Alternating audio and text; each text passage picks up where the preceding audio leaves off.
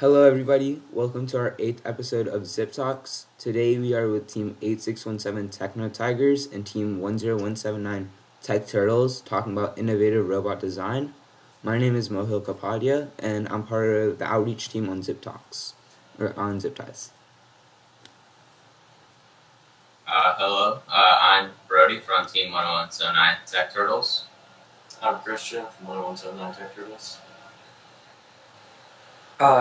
I'm Foz, and this is Chance. We're the team leads for Team 8617, the Techno Tigers. We're based in Melbourne, Florida. So hi, my name's Ankita, and I'm from Team 16290 Z.I.P Ties, and I'm the business lead on our team. Alright, so my first question is to both teams. What would you say is the most unique thing about your robot and why? For us, I would say the most unique part of our robot is our full turret mechanism that we have in the center. That combines with our lifts here. On software side, probably the most unique thing would be we use dual cameras to detect distance and to align on poles. You can talk about that later on. For our turret, we have a large pulley here that is rotated by a motor here that lets us turn like that, and it all runs in a bearing stack system right here. Our robot has a roller on it, which is it's not something you see a lot in terms of how people pick up the cones, and it gives way more leniency than a claw.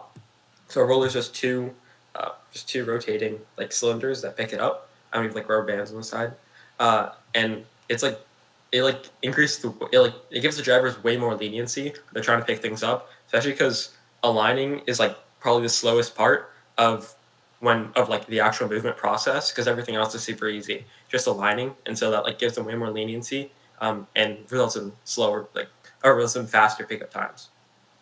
Yeah, I mean, I would say, obviously watching Techno Tigers in our league, you guys are probably had one of the coolest intake outtake systems, and I was just really impressed with how you guys are able to just connect your driver practice with your intake and outtake system. And so my next question would be for Tech Turtles, your turret. I know a lot of teams, especially in the state of Florida, do use a turret. I think Static Discharge and a couple other teams that are competing in the state championship are using that. What was the main reason for using a turret compared to a front to back system or just one linear slide?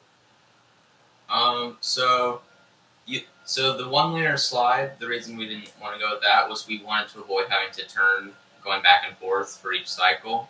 So then the reason we didn't do a front to back system was we just decided that our main goal once we get to more higher level competition was going to be scoring on a large variety of holes instead of just going back and forth to the high.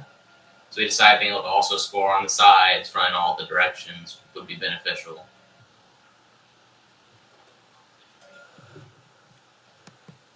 Yeah, I would say the big thing is I feel with a turret it is a lot more accessible for scoring on a lot more poles, and especially when it comes for cycling and autonomous, the 5 stack. Um, you know, for Tigers, the thing I wanted to ask regarding the stack and how Tech Turtles does it is, um, the the two rollers that you have, why did you use that instead of a claw? I know aligning is a lot harder, but wouldn't you have a lot more surface area to work with a claw just coming up and grabbing it? Because our rollers stick out, we actually adjusted the design a little bit since you guys saw it, just to make it a little bit longer. Because they just stick out, instead of having the robot having to the claw, it needs to align it inside that little cup area. But the cone, it can sort of be to the side or anything because the rollers bring it in. So it actually gives us a wider variety of space. Yeah, and I mean, I the thing is I felt like when I saw your roller design initially, I thought it would be a lot harder because like two rollers coming down onto a cone is like you have to be very accurate with it, and with inadequate driver practice, I know that it would be really hard to do that. So, is there any disadvantages to using the rollers, or? I think um I think the bigger disadvantage comes from our elevator and how it affects our roller. So we use a single elevator on the front of our robot. And if the screws aren't tightened really well on like the Go build elevators, they're like notoriously shaky. Um, and so when we have that shake in the front, it shakes the manipulator a bunch. So one, when they're turning, it like slams the manipulator back and forth, which is obviously bad. And two, it makes it hard to pick it up and drop it off when we're at the top. Because when the elevator is fully extended, that also results in more and more shake. Um, and honestly, that takes like driver practice and coordination between the elevator person and the wheel actually like driver person to know here's when you should lift up the elevator to minimize shake. It also means that we have to constantly tighten the elevator, something we haven't been as good at, but we need to be more good at. We need to be better at because it will result in significantly less shake. Because the elevator really does affect the manipulator's accuracy. Yeah, and like I would say to that end, why not use like two linear slides, one on each side, just to stabilize the elevator? Because I know that's something our team does. That we use two linear slides on our outtake and our intake. So why not use two instead? At the beginning of the year, we just definitely didn't have the resources to do that. Like we just didn't have the financial stuff to do that. But now we were thinking of doing it before state. But as long as you keep the screws tightened fully, you're fine. And it's way easier to swap up the elevator. So like we can with four screws we can swap out our entire elevator and put a new one in. And we have a spare that we just pop right in. Our robot's pretty modular like that.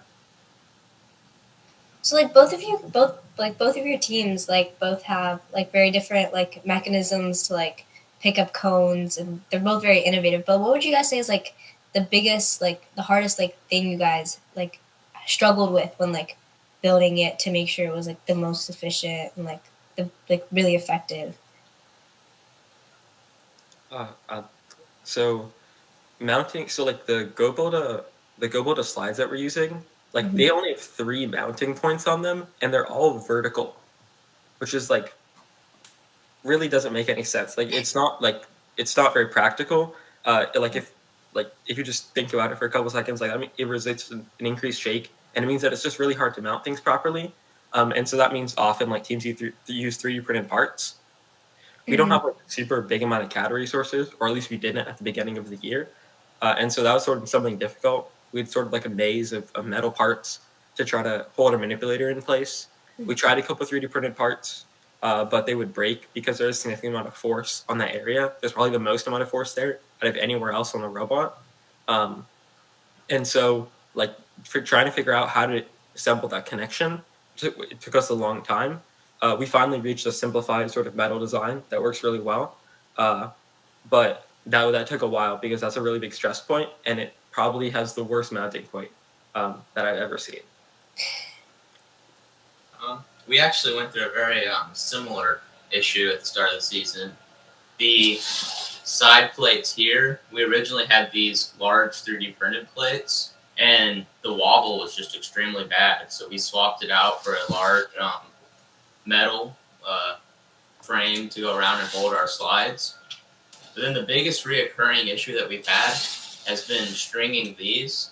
Originally, we had a section here with two holes that the strings would go through, and we had Bowden tube for the string to run through, but this was causing a ton of resistance. So we ended up just getting a vibrating saw and chopping this whole section out and running the string straight to the slides.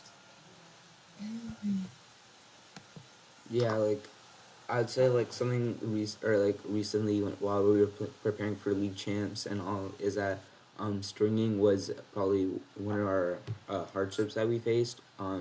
Especially in autonomous, if the slide went down too fast, it's just unspooled the whole return string.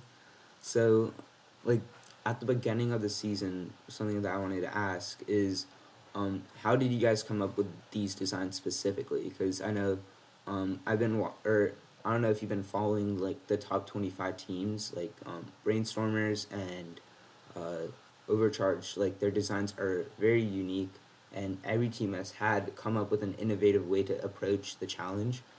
Why did you guys choose your design?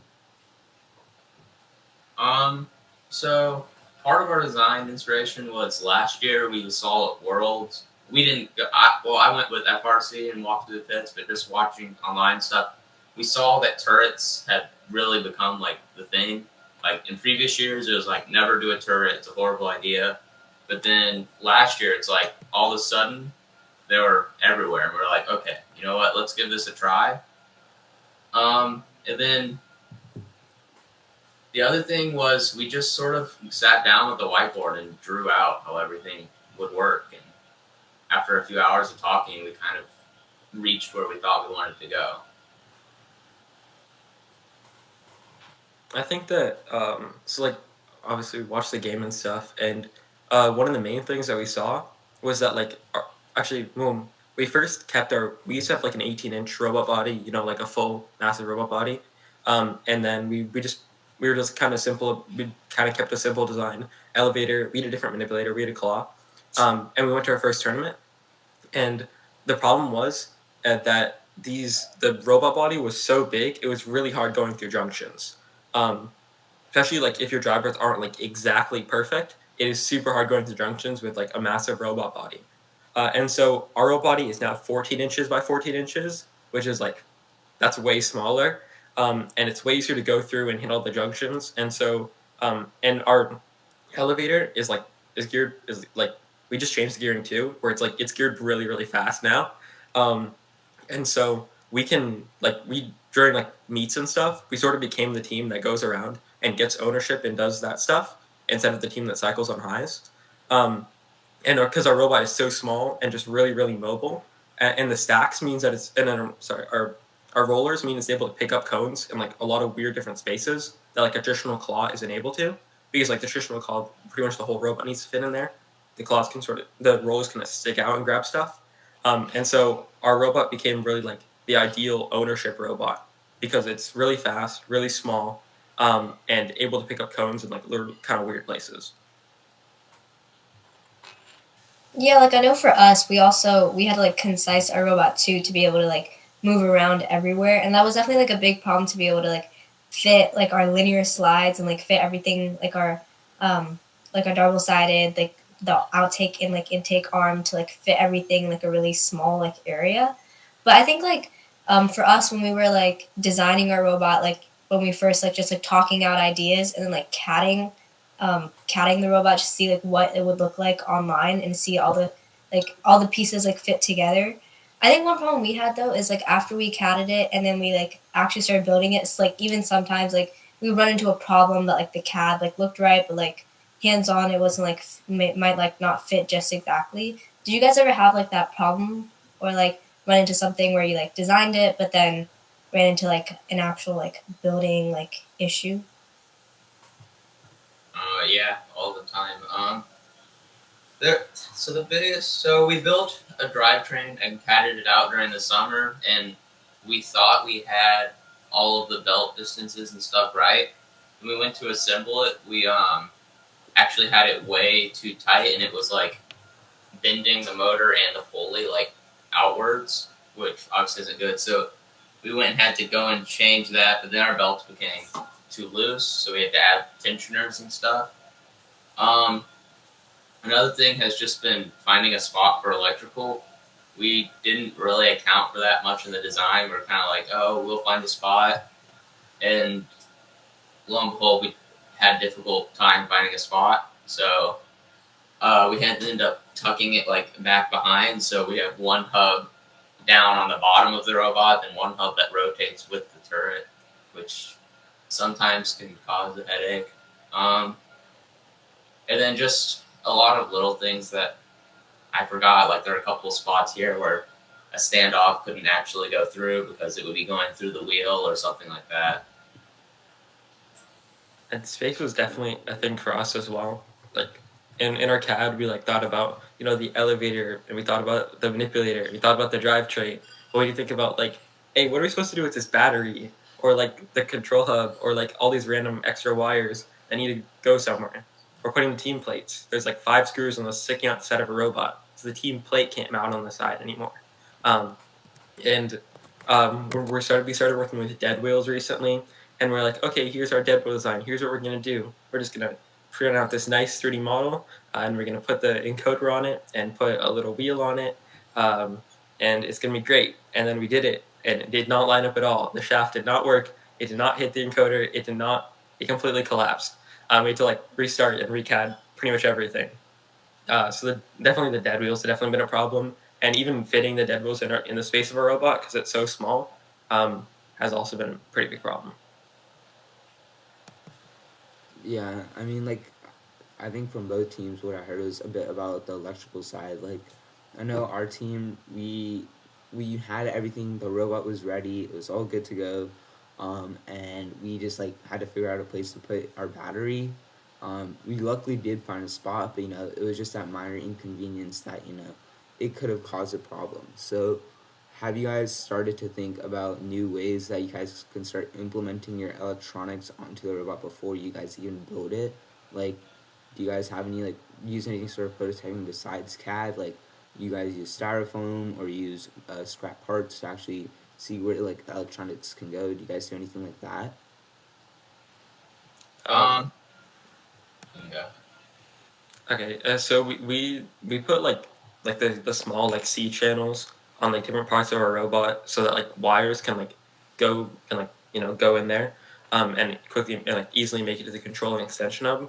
And in the bottom of our like where our drivetrain is, there's like little sections where like the extra like motor wires and stuff, because the motor wires are like insanely long for no reason, and there's like 8 different adapters that go from like the motor to the control hub, where all those wires can like fit in like one area, and sort of like bundle up. We can like zip tie them together or whatever, and bundle them up and put them in the body of the robot. I think the biggest thing is we need to start building the robot around the electronics instead of putting the electronics around the robot. So probably would have been to, instead of starting with making the turret base and all of that, would have been to start with building a spot for the electronics and then building off of it.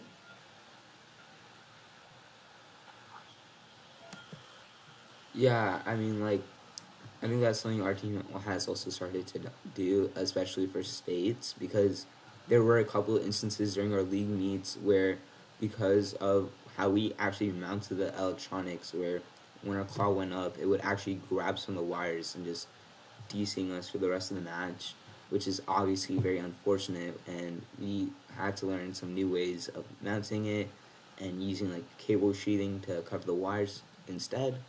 So, and like another thing would be like software wise, that I know that both of your teams, advanced into the state championship, being very successful in your leagues. Were there any certain software designs that you guys used during the season to actually optimize your autonomous or your teleop? So for our autonomous, we use the 2 cameras. Initially, we had started with just a single camera, and we started implementing vision into our autonomous since we realized the stacks aren't always going to be in the same spot for our claw, which requires decent precision, and our pulls are just even worse at competitions.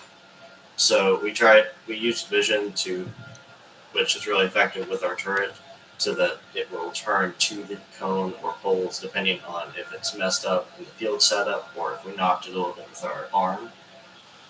And after using one camera, we started using the distance because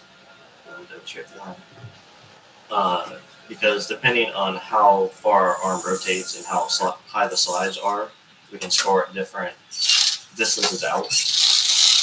And we achieved limited success with one camera. It was accurate to about an inch, but that just wasn't good enough for our purposes. So we added a second camera so that we could have the depth perception, and adding a second camera also improved our centering, making it faster. So it was all around a good improvement for it. So We use 2 main things. One, we used like color sensing with like a camera to identify junctions and stacks.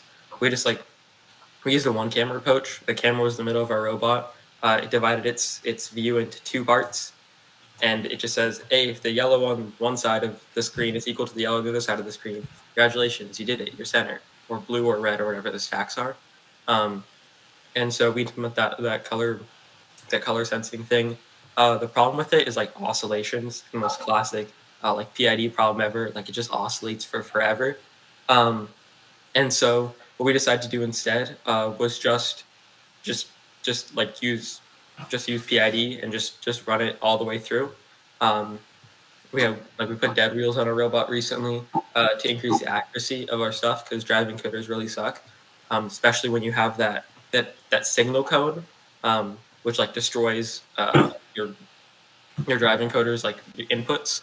And so we started using PID to go and just pick off out stack and score and score on the junctions. Uh, yeah, and like there is some like distance like placement problems, but our roller is really lenient, so it like essentially solves all those problems for us. And in general, a cone is just a really lenient shape for getting onto the junctions. So we haven't found that to be a super big problem. And just using PID and just having it go based off encoders has saved us like an immense amount of time and allowed our autonomous to be so much more efficient.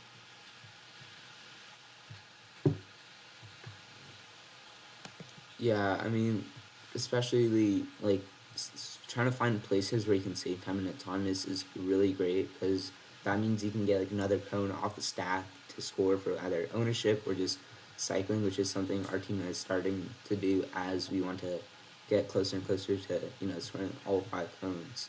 So one of my biggest things that I was watching both of your robots in matches, and what I really saw was that both of your teams have had very good driving like around the field. Like I felt like you guys knew what you were doing. So I would say to that end, like when you are designing your robot, do you guys try and make it so that your drivers have or it's easier for your drivers to understand and actually move the robot around instead of using a complex function just to complete like 2 or 3 moves at the same time? Like, do you guys do any certain optimizations like hardware and software wise for your drivers? Yeah, I would say that some of our biggest stuff is besides the rollers, we use exponential acceleration. So the less they push, the less it's gonna accelerate, and the more they push, the more it accelerates. Because really, the drivers only are gonna need to do two things: make precise movements or book it across the field. And so it makes it easier to book it across the field or make precise movements when they push the joystick less. Um, the other thing is making sure that the hardware is like good because we use like some of like the vertical mounting different gears and stuff on our robot, and if those gears are off a little bit, then some motors move more than the others, or like so that you have some like motor discrepancies, or even if the motors are just bad, you have some motor discrepancies, and that makes it so like the robot isn't moving straight when you push the joystick straight, which like yes, the driver can account for, and our drivers are really good and are able to do that, but it's so much easier for them if they don't have to do that and it's constantly correct those problems. So I think maintaining the hardware at a level where it's operating at its best allows the drivers to do their best. And maintaining it at its best, not just during competitions, but also during practice, so they can practice when it's at its best, has been really beneficial for us. So this year we tried using field-centric driving, especially since our robot's pretty big, 16 by 16, so it's kind of difficult to drive around the field, and that has helped us out a lot with driver control-wise. For the turret part, it's a state machine for the lift positions, since we're not going to need that many positions. And the most important would be the centering on the cones or poles, because all the driver has to do is hold a button as the slides go up. It'll center on the pole, and then they just have to put the arm down and then drop the cone, which makes it a lot simpler rather than having to manually adjust the slide with the stick, interpret with the stick, and so on.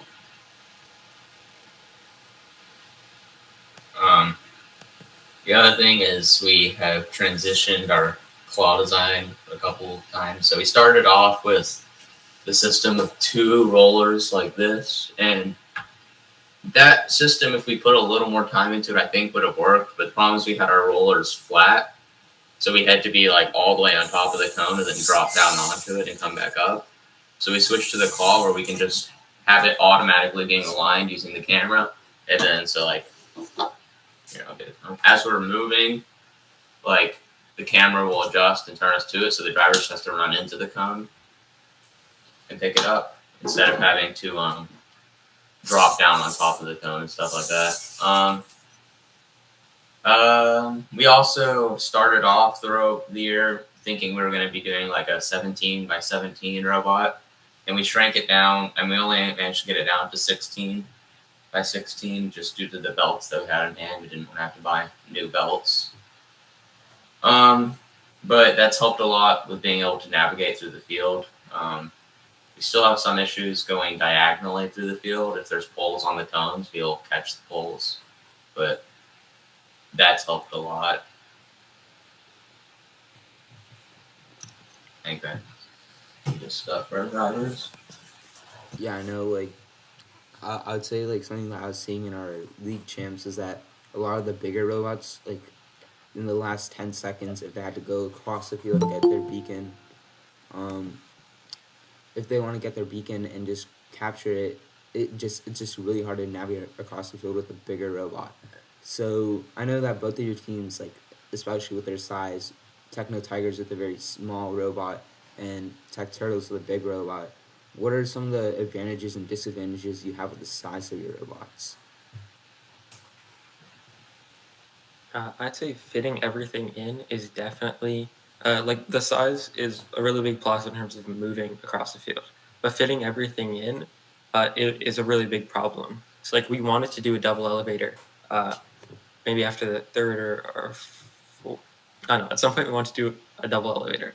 And the problem was that like fitting all of it in a pretty small robot, especially with like all the pulleys and stuff, just was like it wasn't practical, or it would require like a big robot rework, which we're probably not going to do halfway through the season. And so, because of its small size, we can't really do a lot of things.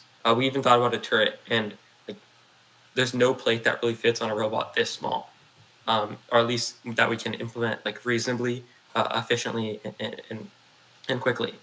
And so it really kind of, our robot's small design sort of limited our options a little bit in terms of what we could put on our robot.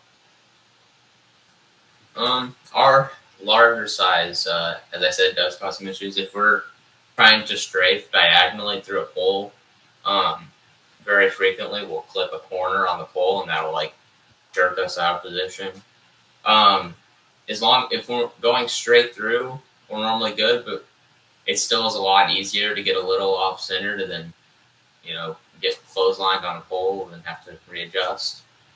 Another thing that sort of we've noticed during matches is sometimes if our teammates trying to do stuff, or if the other team's trying to score on poles that are sort of in the way that we're trying to go, it makes it a lot harder to go and slip past them. We have to go and pretty much just choose an alternate route and go around them instead of trying to just squeeze by them.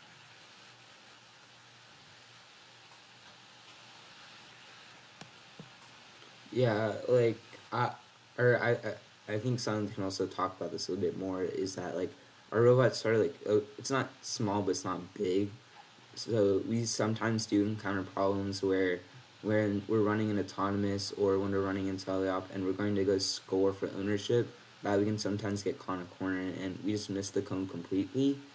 And like, is there anything that you guys have been able to do software wise to sort of reduce this error? I think that using image identification, they do that too, is it's a pretty classic and surefire way to solve that problem.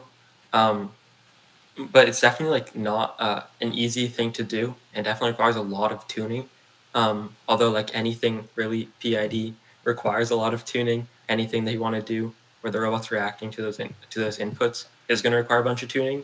But if you can get it well tuned, or at least reasonably well tuned, then it's like it makes it so much easier. Just even for autonomous, and if you want to implement it in teleop, probably for drivers too. Yeah, in autonomous, we have a 3-wheel dead wheel system. So if we clip a corner or something and it doesn't ruin our autonomous, it'll still know where it is and correct, which has been helpful. We started off with 2-wheel and it was okay, but it by the end of autonomous would sometimes drift enough that when we went right at the last second to go swing in for a park, we'd hit something and miss the park, which it's not really worth it to score any cones if you miss the park. The park is the biggest thing, so that was kind of a big deal, but switching to 3 wheels has really made it way better.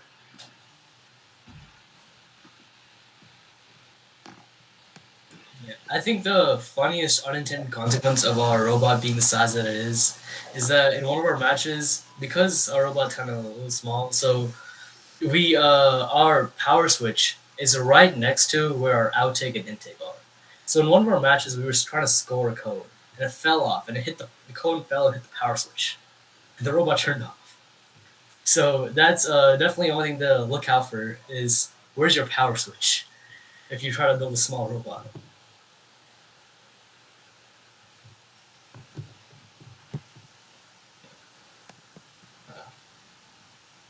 So yeah, like what I'd be, or what I think Sonic was asking was like sort of like more of your important electronics, like your power switch, your XT30 cables that connect to your rev hubs. Where do you guys like place those just so that like in case in a match it could get hit? You know, how do you guys reduce that error hardware wise? So we have all of our electronics inside right here in the turret, so it would be pretty difficult to get back into it. Then the other one is mounted down in the bottom of the chassis, so that one you can't get to. Our power switch is right I gonna spin it for me. Right here. Which I think we had actually no, the issue 1 match we managed to melt the power switch somehow. I don't really know how we did that, but we've had stuff slammed down right here. So we've looked into maybe making like a little guard or something to go here. Obviously, you still have to be able to hit the power switch easily, but just something to protect it from stuff coming down on it. We used to have our power switch on the back of our robot, and we had the same sort of classic thing where a robot backed into a wall and hit the power switch. And I think even in like something like a really, I don't know, one of our better matches even last year, it was like a really like important match. Like it was a really close match, and then all of a sudden, someone like I think our teammate hit our power switch on the back of our robot in like probably one of the most important matches last year, and obviously our robot turned off. It was really bad. And so now our power switch is sort of like it's not on the sides of a robot. It's like has its own separate little tower sort of thing. It's like a little bar that it's on. So it's like it's way inside our robot, maybe like an inch in. So it's still accessible though, and that always helps us. The other kind of thing with wiring is some like the connectors, especially the battery connectors, sort of get worse and worse over time. That the yellow connector, I believe that is that the XT30 connector. That one, the little pins inside get like shrink over time, and so that makes the connection, your power connection, looser and looser, which obviously is bad because then it can easily come out. When like some person at the last tournament showed us like you just like stick a screwdriver in there and just like jam it in there, and it just gets bigger, and it somewhat fixes the problem.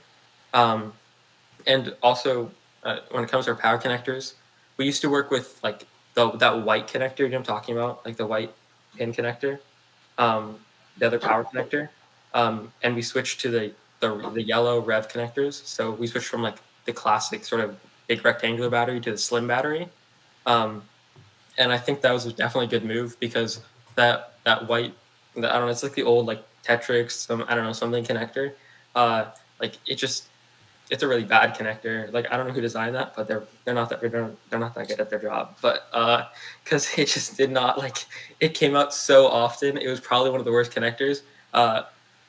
It was so bad, and we just like sat down one day with like one of like the tech people at one of the tournaments, and like they went through our batteries, and we're almost every single one with that connector had some problem because of the connector. So the yellow XT30 connectors are like the way to go when it comes to power connectors. I Yeah. think the I think the white connector you're talking about is the Tamiya connectors. Yeah, whatever. So, You're talking about. Yeah, they're like really weird. what I've seen a lot of teams do is like they take their existing Tamiya batteries and crimp them to use Anderson power poles. So I think that and the XC30, the Rebel ones, I think those are definitely some of the best connectors. Definitely. Yeah, historically we've used the power poles, but I think this year we switched to the XT30 because we have a few more things that take it like straight in. So kind of jumping off this discussion about like power switches and like wiring stuff. So like every year there's obviously like the biggest parts of your robot, like your intake and outtake mechanisms. But like it's always like the little like the small improvements that you make to the robot that like, change a lot. So for example, one like really little improvement that we made before League Champs was we put a ramp in our robot, so if a cone falls in it, it'll just roll off the robot. So kind of like that. Have you guys ever had any times where you use like a very small, like a very like, small part of your robot does like a really big thing? For us, we started off the year with very thin polycarbonate arms here,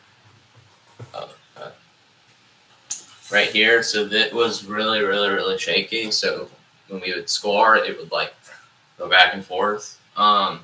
And we just made it a little bit thicker, and now it's been a huge difference. When we go to turn to where we want to go, it actually is where it needs to be. The other thing was we switched to this wiring here, which just stretches out like that, which has made a huge difference because before it was getting caught in things, and we didn't really know like if it would help that much or not, but it like completely changed everything. I guess the last example I can really think of that was cutting out a little section here for our string to go through. I talked about this a little earlier. Before there was so much resistance that we were actually burning up motors.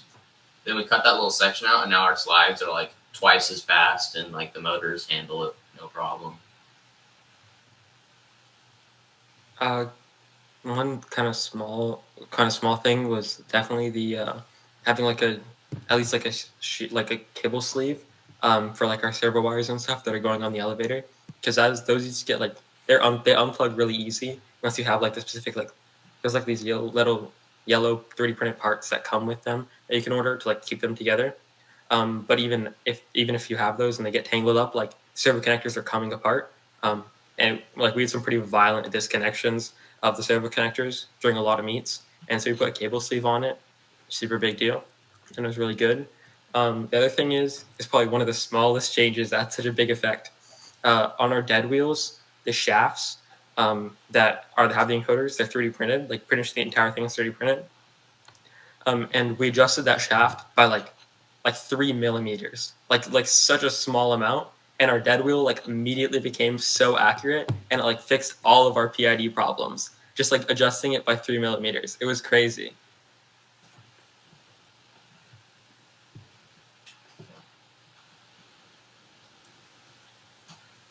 Yeah. So on the subject of like dead wheels and stuff, so I'm pretty sure this is your first year using Adometry, right? Yeah. So how do you guys at the start of each season? Do you guys like have a plan as to what different technology you're gonna use that season, or do you kind of like go with like how your robot does in the meets and trying to think where you can improve? At the beginning of the year, we try to plan out as much as we can. Like some stuff that comes up, like I don't know, the size of the row we had to adjust doesn't necessarily come up. Though like that doesn't come up, then we have to change that, even though it's not in our plan. But we try to come up with like a fair plan that we need. And like a lot of that happens during the summer. Like we work during the summer, and came with like here's the new robot body design. here's what we want to do, the summer was a really good asset, especially for teaching other kids, some of our newer kids, because I'm a senior, other team lead is senior, and so that means that like we were able to teach them, here's what's going on, here's the tech we want to implement. Yeah. But some stuff like dead wheels, or here's how I say this, I'll say that like if we do want to implement changes, we can't implement big changes because we know that that's just going to lead to a problem that we don't expect. And so we like to keep the amount of changes throughout the season as minimal as possible.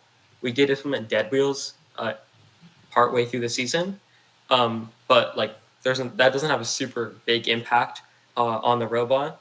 The only hard part, or like part that may have fit, like we had a lot of failures with it. We had to like redo it a lot, but the only like real hardware part that was like super difficult was like finding a place to fit it, and then that 3D printed, that 3D cat, like that 3D file that we were trying to just adjust so it would work best with our encoders and our wheels. We use the E4Ts. We don't use like the nice rev through bores. And so like we try to keep our changes throughout the season as minimal as possible. And we use the summer as a really big planning period. So yeah, this is our first year successfully getting dead wheels implemented. We've been trying every year since Skystone to implement it and have failed every year, because what happens every year is we build the robot first and then we go back at the end and we're like, hey, we wanted dead wheels. We're like, oh yeah, there's no more space for that.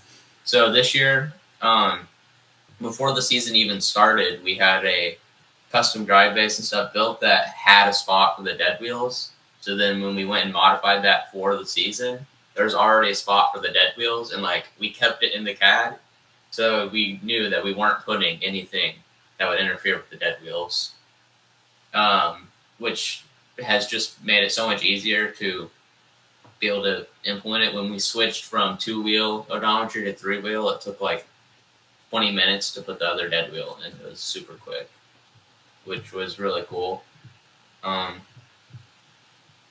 But yeah, just knowing that we were going to do it from the start of the year, opposed to like, hey, we need to do this, but always just pushing it off, made a huge difference in getting that done. Yeah, so I kind of had the same experience this year. I'm the programming lead on the team, and at the start of the season, when our build team was designing the drivetrain, I was like telling them, make sure you put some space for odometry.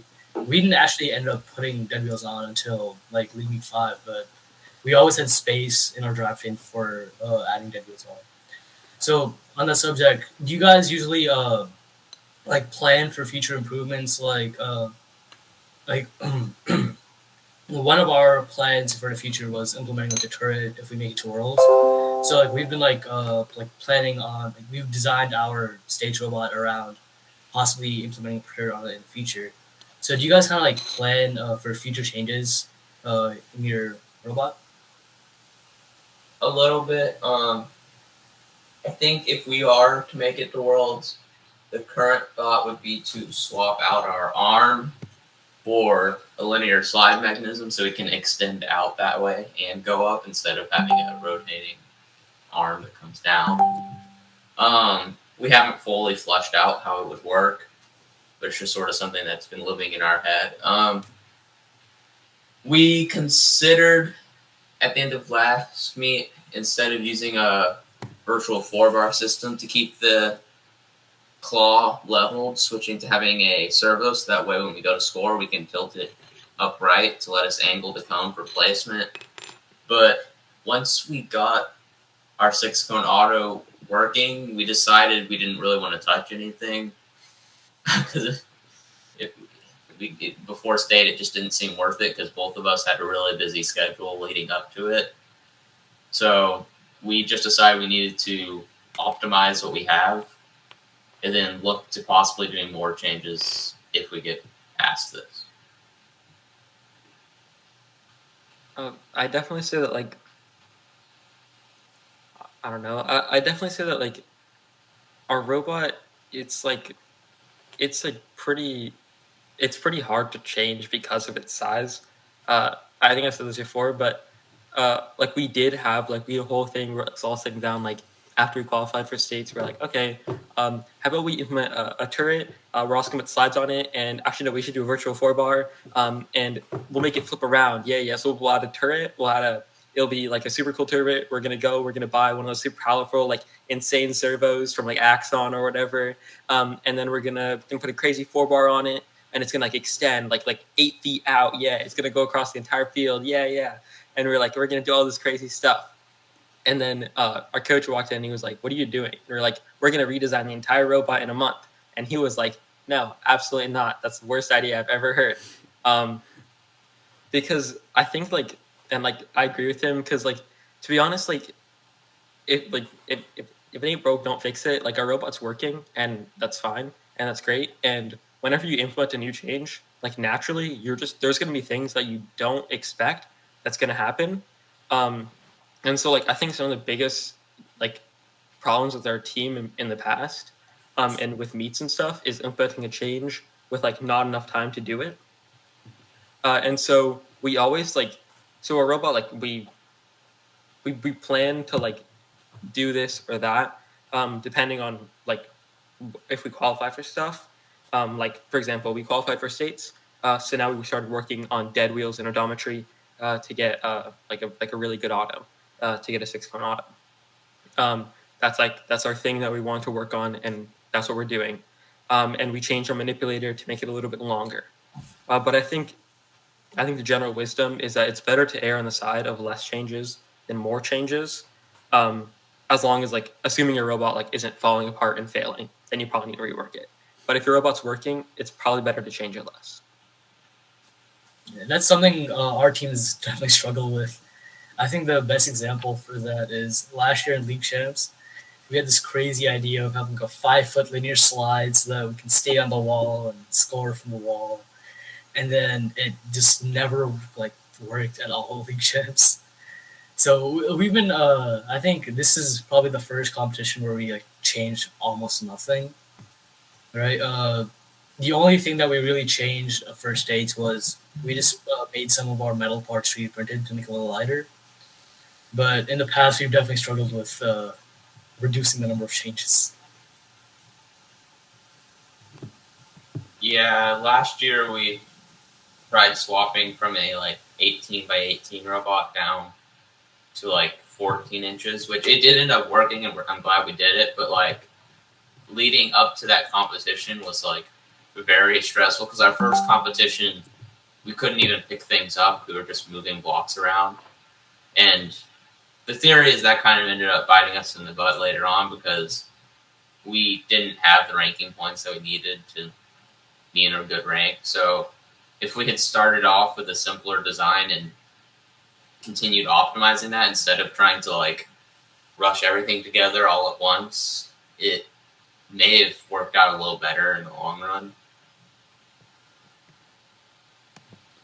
Yeah, I mean, something that adding on to what Samantha's saying, I think the biggest thing last year is that our last minute changes just for that robot just came back, and just you could see us every time a match would end, we would go back to the pit and try to see, okay, it's just a small thing that we need to fix. And I'm gonna go a little bit off topic here from what we were talking about, but I saw that both of your robots, especially for your intake and outtake system, you guys have customized parts, versus just using a regular metal part or something from Gobilda and Rev. Why do you guys use those why do you guys use customized parts instead of just traditional items? So for us, a big part of that is, so we used to work out of a middle school, but then we sort of moved away from that school. So now we work just as a community team, and we work out of my FRC team's warehouse. And in there we have access to a CNC plasma cutter, a CNC mill, and all that type of stuff. So having that in-house just makes it way, way easier to make that compared to having to go online, send your CAD, have them cut it, then send it back to you. So we can CAD something and cut it out in the same day, which is really, really cool. And it could have been cheaper if we had everything work the first time around. Of course, it didn't, because it was our first time doing all this. But it's a little bit cheaper to just buy a sheet of metal than buying the extruded and pressed and all that Go Builda parts. We still use a lot of parts from Go Builda. Our main structure holding this side of the robot to this side are Go Builda channels, and we just painted them blue so that way they sort of blend in. Our team's sort of gone through a bit of like a, I don't know, like a CAD renaissance in terms of like, we used to CAD a little bit and it was like okay, but we never really had the proper 3D printers, or like really good working 3D printers. Our team finally like we got a lot of sponsorships this year, and so we were able to buy like our own 3D printer, like really nice 3D printer, and now like we're like, oh my, we can just make everything ourselves. Like we don't even need, like we can just do everything we want ourselves. So our dead wheel stuff is all that's probably the most complex CAD print that we've ever done as a team. Like it's like a lot of small pieces to fit together. And we have stuff like obviously our front manipulators are 3D printed, and just like it was never really an option for us not before, and now that it is, it's so much better. It saves on space because you can make it to what you need. It saves on weight because it's 3D printed. Just nice little plastic. It means it just opens more opportunities in terms of like things that you can do, because like obviously Rev and GoBuilda aren't going to count for whatever wacky manipulator design you have planned out. It's I don't know. I think 3D printing is like it's essential to becoming a team that like is able to perform really well at competitions. So I just had like one last question before we end the Zip talks, but obviously designing your robot takes a lot of planning and designing and like CADing and all of that. And so the reason we like created Zip Talks was to be able to have a platform where we can share ideas and like help other teams, especially rookie teams. So do you guys like have any like tips you want to like share to like rookie teams on like especially like designing the robot, like what like steps they should take first and things that you guys have learned in your own experience? My advice would be to not look to do something you like realistically can't do, but don't try and build like inside the box. A lot of times a rookie team will show up and have a really great first year because they see a game differently than every other team that's already been doing FTC for years. They sort of have a similar way of thinking. Like I've seen teams like they've had like cardboard boxes and they just have a little wheel that spins and sucks stuff up, and it was worked really well. But ultimately, if you can keep the degrees of freedom that you're doing down to a minimum and just getting proficient with your robot, that's going to make a huge difference in what you can accomplish. I think that one of the main things is like one, I think it's really important to get involved with like the FTC, like YouTube and like I don't really use the Discord that much, but the Reddit, because like when you go in there, you see ideas that like you would never have thought of that are like surprisingly simple. Like I didn't even really think of a virtual 4 bar about like as like an idea we could implement on the robot, but it's virtual 4 bars are not like that complex compared to a lot of other things that you could implement. And that could easily make a team with limited resources and just allow them to perform so much better. So I think that staying research and staying updated is one of the most important things you can do. The second thing is I think driver practice is like so overlooked when it comes to like teams, because I get it, it's robotics. Like we're gonna sit here, we're gonna build this crazy robot, it's gonna do this cool stuff, but at the end of the day, like that's not what gets you anywhere. Like that's not what gets you to states and stuff. um, it's really about how your robot performs. And so that means that driver practice is honestly more important than your robot in a lot of cases. To be honest, because our robot isn't that complex. It's an elevator with a couple rollers slapped in the front, and it's like that's cool. The reason I think that we were able to do so well at all these competitions and better than a lot of other teams with more complex mechanisms than us is just because our drivers just sat there for hours every day for weeks, just practicing and just hammering the same stuff over and over again. And they just practice like a relentless amount of times. And so I think that like practice is so important because it doesn't matter how good your mechanism is. If the drivers don't know how to use it, you're gonna fail every single time. Yeah, I completely agree with that. Our Skystone year, we had a incredibly simple robot. It just drove up to the block and it just had a thing that swung down and picked it up. But we, after like our second competition, we stopped building on the robot and we just came to meet to do driver practice and code work every day. And we were able to win our local competition, and then at states we did pretty well. I think we were like 5th or 6th in our division, which we were pretty happy with. Which it didn't take a whole system that went from one side of the robot to the other. Just one elevator that went up and down and placed it with enough proficiency. We could just go back and forth, and it worked great. Yeah, well, so before we end off, do you guys have any questions for us or any comments at all? Well, thank you guys so much for joining us today. It was really great having you. But yeah, thank you guys so